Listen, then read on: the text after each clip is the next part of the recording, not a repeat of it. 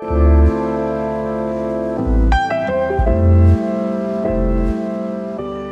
been asked this question before. How do you be cinematic?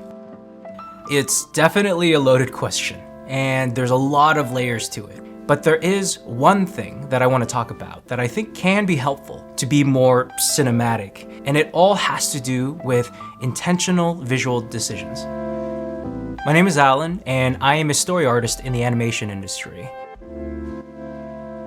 To put it simply, when I storyboard a shot, one of the questions that I first ask myself is, am I gonna shoot this with a wide-angle lens or a tight-angled lens?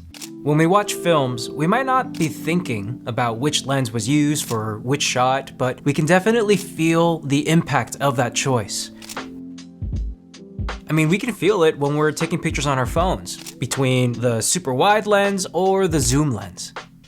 Now, I'm not gonna get into the nitty-gritty of the technical differences between the two of these, but I will talk about how we as story artists can think with these, but execute with these. Time for a demo.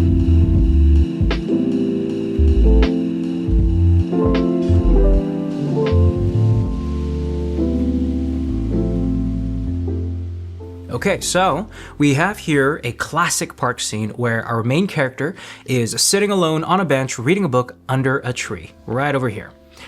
And I know this is not the most exciting example, but what makes something cinematic isn't just because it's a dynamic action sequence or a flashy sequence. What makes something truly cinematic are the deliberate visual story choices that we make in our frame. So a simple park scene just makes it a little easier for me to show you what I mean. Here we have a wide establishing shot, let's just guess around 30 to 50 millimeter focal length. The field of view is much wider, and that allows us to capture more information in our frame.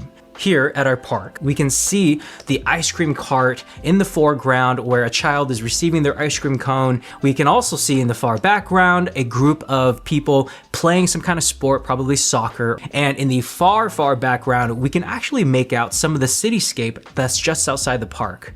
But because of all of that, the shot can easily get a little too busy. The activity here and the activity there, it might serve to drown out the main story here, which is our character sitting alone under a tree reading a book. Now, let me show you the exact same shot, but this time filmed with a tighter lens. As you can see, it's still the same framing. Our main character sitting on the bench is still roughly the same scale and the same placement on the composition. But there's a lot less busyness around him. We no longer see the ice cream cart in the foreground. We no longer see the entire group of people playing soccer in the background. And we're even seeing much less of the cityscape in the background. And that's kind of the magic of a tighter focal length. Because the field of view of a tight lens is much more narrow, we're excluding a lot of the information. We still see elements of those other story plot points, but to a much lesser degree, so we can actually focus a bit more on our main character. This is all sort of the result of focal compression when you narrow your field of view with a tighter lens. Both of these shots are equally establishing shots. Neither a wide-angle lens or a tight-angle lens is specifically meant for establishing shots. With this first frame, you might think that it's a little too crowded or busy, or you might think it's perfect for establishing the entire setting. With the second shot, you might think that it's a little too flat or boring, or you might think it's perfect because it's peaceful and serene. In the context of storyboarding, whether to go wide or tight is the same question as asking yourself, how much story do you need to draw in your frame?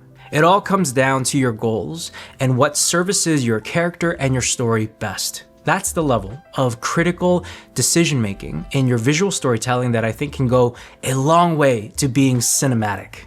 Anyway, I hope that this was helpful, or at the very least interesting, and that it's something that you can consider and add as a tool to your storyboard toolbox.